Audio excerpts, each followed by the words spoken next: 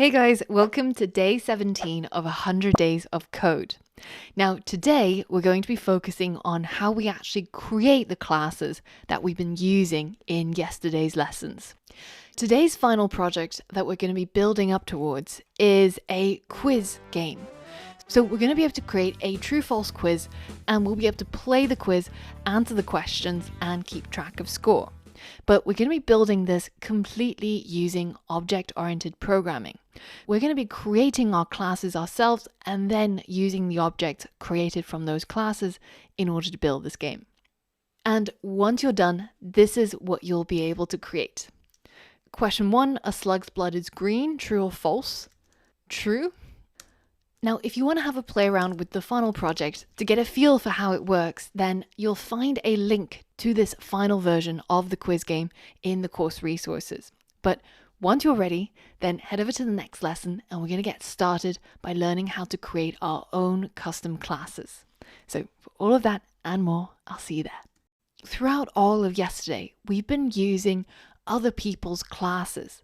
And we said that a class is simply just a blueprint for creating an eventual object.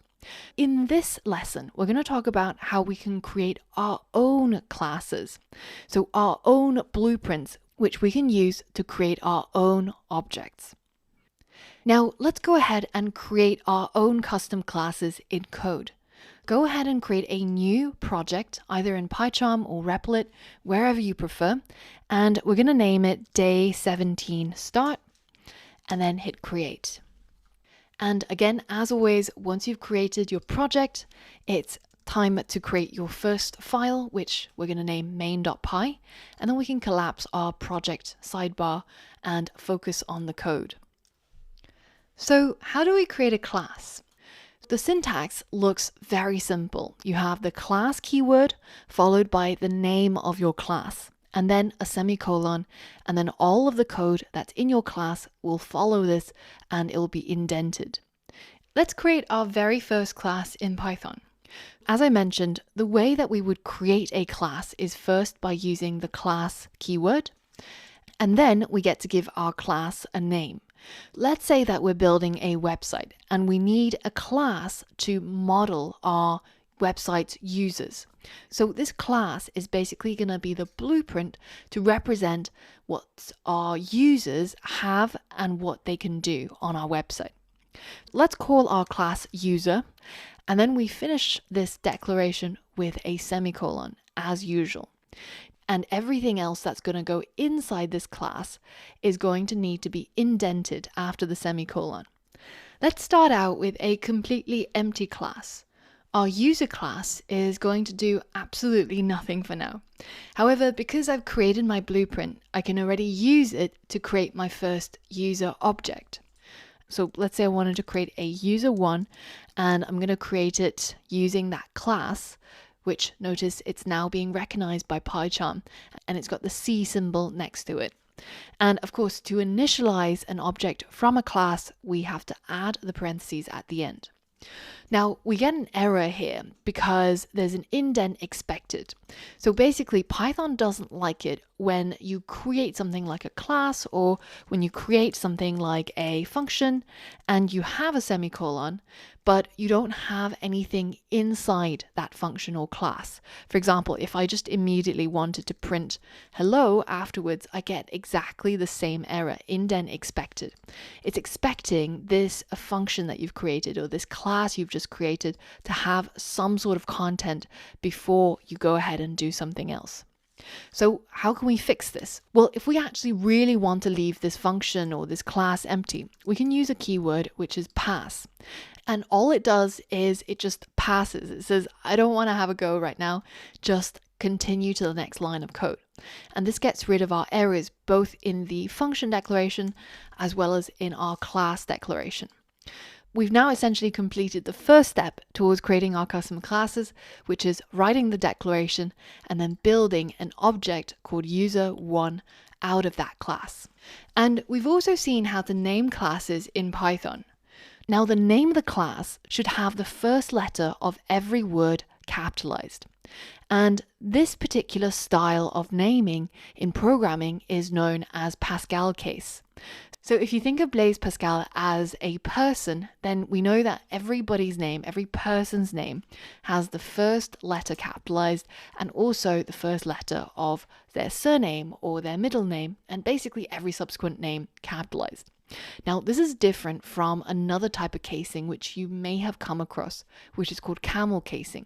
And camel casing is only different from Pascal case because the first word is lowercase, but every subsequent word has its first letter capitalized in exactly the same way as Pascal case. And finally, we've also come across snake case, where all the words are lowercase, but they're separated by an underscore. In Python programming, you won't see a lot of camel casing. You'll see Pascal case being used for the class names, snake case being used pretty much to name everything else. Now that we've seen how we can create a new class, even if it's a class with nothing inside, and we've seen how we can create a new object from that class by using the same code that we used in yesterday's lessons, the next question is, well, how do we create an attribute for that class? Well, one of the easiest ways of doing this is simply tapping into your object and then adding an attribute. So we could say user1.id equals 001. And we could add as many attributes as we want just by using this method of using the dot notation after the name of the object and then just adding any piece of data we want. So now if I go ahead and print user1.username, you'll see that this attribute now exists in this object. And you can see the value that's held in that attribute being printed in the console. So just a quick reminder, an attribute is a variable that's associated with an object. So it's almost as if we just created a new variable, but in this case, we've attached it to an object. But here's a question though. If we had lots and lots of attributes like this, and every single time we create a new user, let's say we created user2, and we had to do the same thing, create it from the class, and then say user2.id equals 002, and user2.username equals Jack. And this is a little bit prone to error because it's perfectly valid for me to make a typo or change the name of an attribute where I end up with something like this. So is there a way of making this simpler? How can I specify all these starting pieces of information when I create my object from the class? Now, in order to do this, we have to understand something called a constructor, which is a part of the blueprint that allows us to specify what should happen when our object is being constructed. And this is also known in programming as initializing an object. When the object is being initialized, we can set variables or counters to their starting values. In Python, the way that we would create the constructor is by using a special function, which is the init function. And you can tell it's special because it isn't just the def keyword and then the name of the function. It's got 2 underscores either side of the name. And this means that it's a special method that the Python interpreter knows about and knows that it has a special function. Now, what is the special function? Or it's normally used to initialize the attributes. So if inside our class we add this init function, and you can see as soon as I write def and then init, I've already got autofill helping me, so I can just hit enter once it's selected. Now inside this init function is where we initialize or create the starting values for our attributes. Now the important thing to remember is that the init function is going to be called every time you create a new object from this class. For example, if I print, then every time that this construction happens, when we create a new user, then this print statement is going to be triggered. So you can see here, this print statement gets triggered, and then we print the user one's username, and then we've got another user being created. Just as a quick reminder, the attributes are the things that the object will have. And they're basically just variables that are associated with the final object. So for example, if you're constructing a car object, then one of those attributes could be the number of seats it has. And normally that's equal to 5. So how do we set these attributes in the constructor? Well, this is what the code would look like. We have our init function.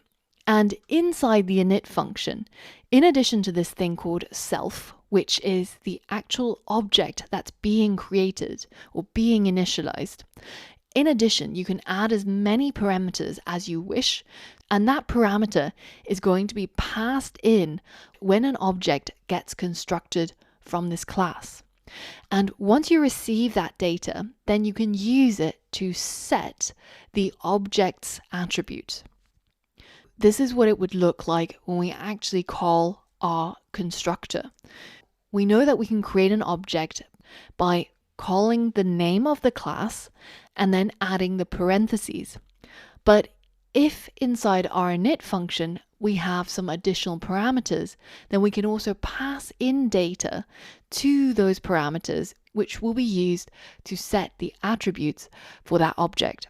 So in this case, once this line of code has completed, then mycar.seats is going to be equal to 5. And this is exactly the same as if we created our mycar object first, and then we said mycar.seats equals 5. It's completely the same.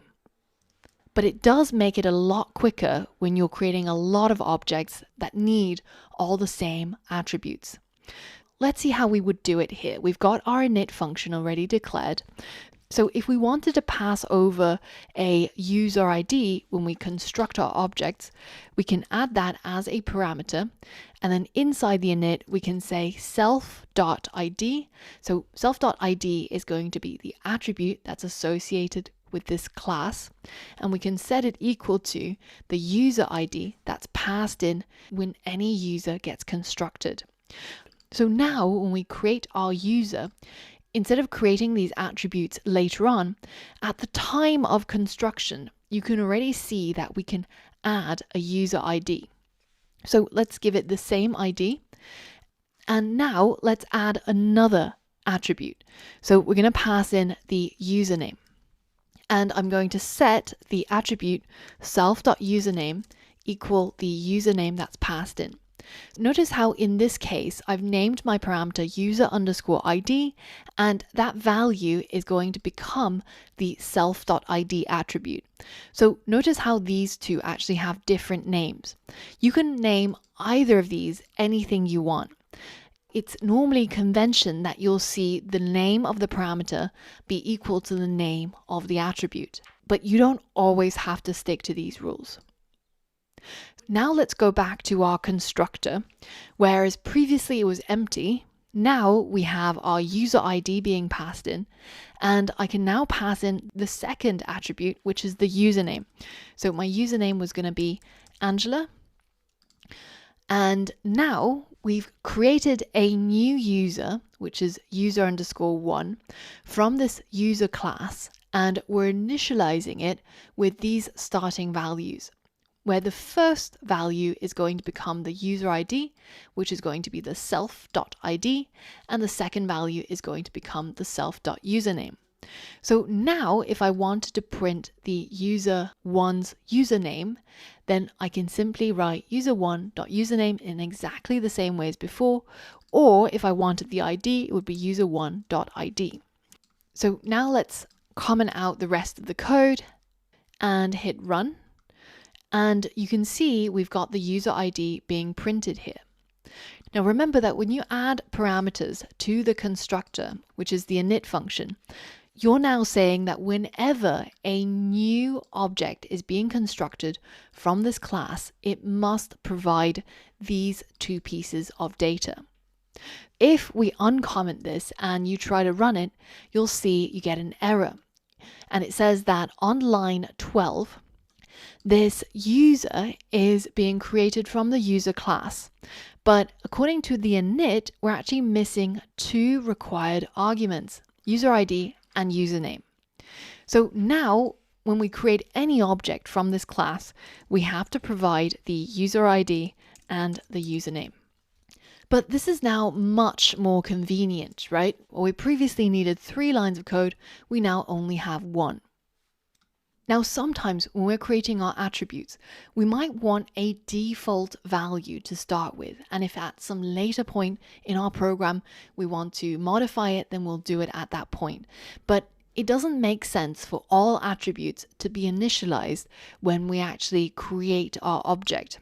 So for example, in our case, let's say that we were coding up the Instagram app, right? Well, each of the Instagram users, they would have an ID, they would have a username, and they would probably have a follower count. So they might have something like self.followers. This is always going to start out as 0, right? You start a new account, you're going to have 0 followers. You might get some followers later on, you might not.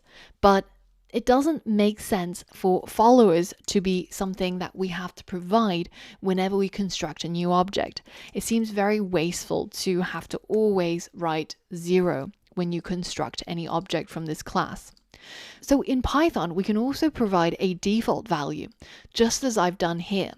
Instead of setting it equal to one of the parameters that's being passed in when this class is being initialized, instead I'm just setting it to a value, which is 0. Let's get rid of that from the initializer because we now have a default value of 0. And if I go ahead and print my, let's say, user1.follower attribute, and I hit run, then you can see it's 0 because all objects being created from this class will have a follower attribute that's set out to 0 to begin with. In addition to creating attributes, we know that we can also create methods. The attributes are the things that the object has, and the methods are the things that the object does. Let's say that we were creating the car class and we've already created the seats attribute. Well, later on, we might decide that we want to call a method to change that seat attribute's value.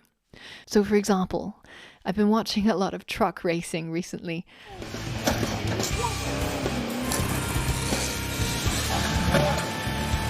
And one of the things that people do when they mod their cars for racing is they take out some of the seats.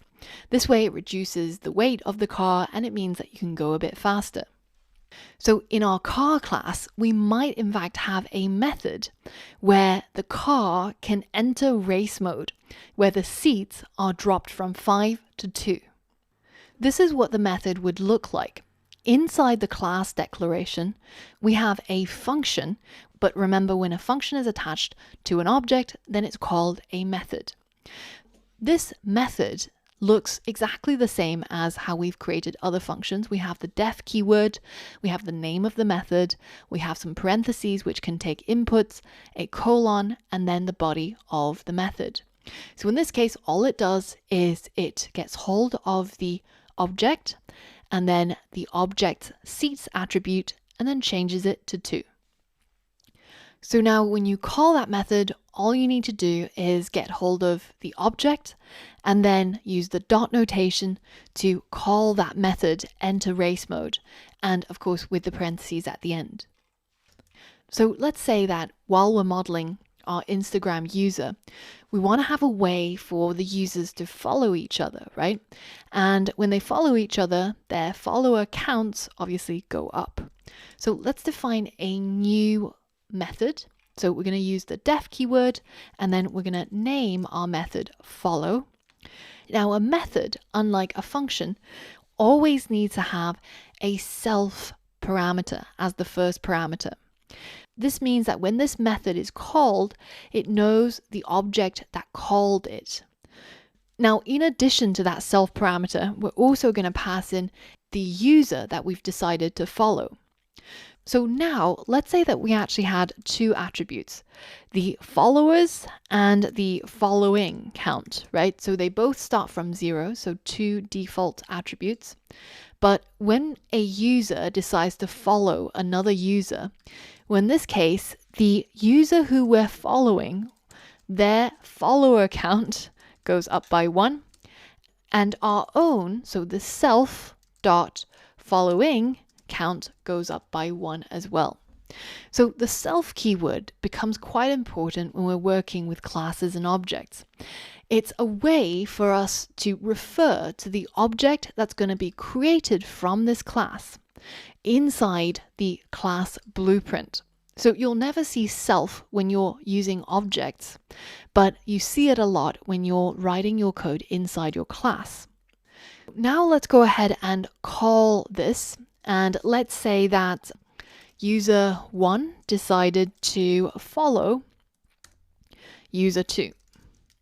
This is the user 1 object, and this is the follow method from the user 1 object, and then the user 2 is the person who we're going to follow.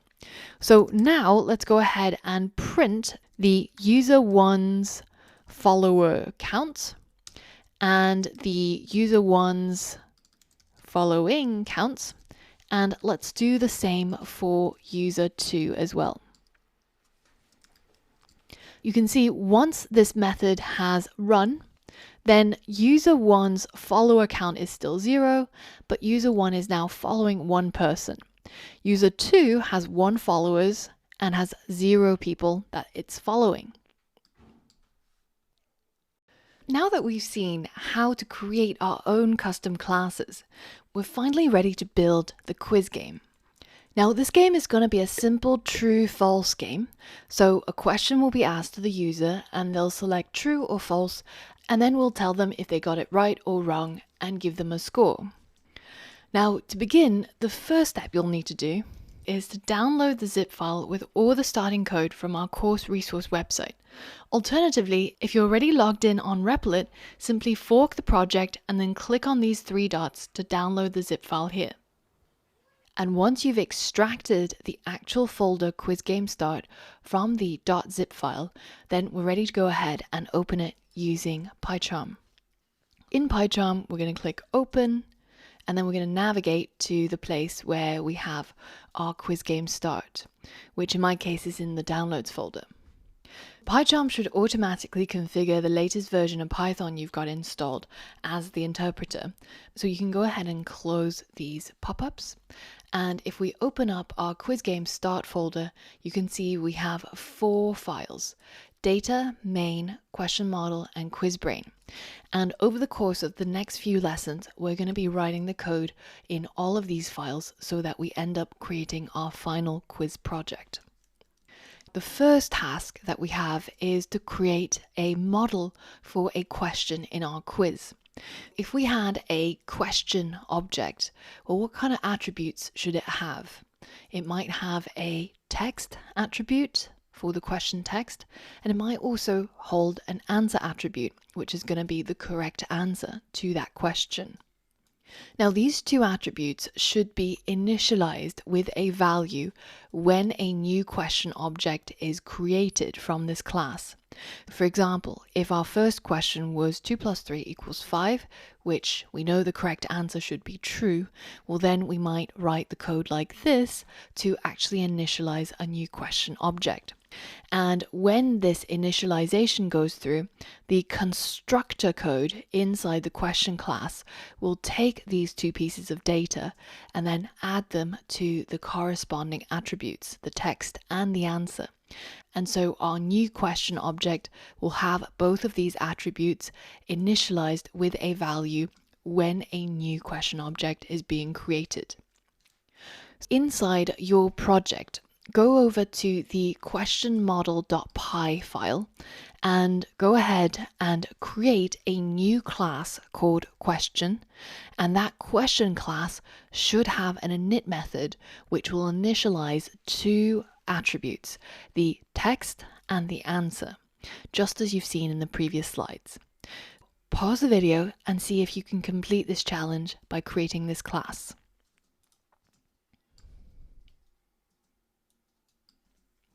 All right, so we know that to create a class, we first have to use the class keyword. And then in our case, the name of the class is going to be called question because we're modeling what a question would be like in our game. We know that each of these questions have two attributes, a self.text and a self.answer. And those two attributes are going to be initialized when we create a new question object. So we need the init function in here. And we're pretty much going to use the autofill. So once you write def and then you write init, you can see it in the drop-down list and then just hit enter and the code will be inserted automatically. This way you don't have to remember the exact order of the parentheses or where to put the colon, etc., etc. Now inside the init function, we're going to set up two attributes, as we said. One is going to be called text and one is going to be called answer. And if we want to create an attribute, we have to use this syntax, self dot, and then the name of the attribute. Because eventually when we create a new object from this class, say a new question object, then we're going to be passing in these two items, a piece of text, which is going to be the question, and then either true or false as the answer. And then later on, if we wanted to access the text, then we would say new question dot text. Now, of course, at the moment, these are all yellowed out because it seems to have no effect. There's no way of receiving a value for each of these attributes. And to do that, we have to add some inputs inside the init function. So let's just call it qtext and qanswer. You can, of course, call these parameters anything you want. But the important part is you set the self.text to that first value and the self.answer to the second value. So now when we actually go ahead and print this new question.text object like we have here, then it will go ahead and actually fetch this value into the output. If you go to run and then select question model, you can see that is what gets printed in the console. Let's delete those two lines, and now we have completed our first task, which is creating our question class from scratch.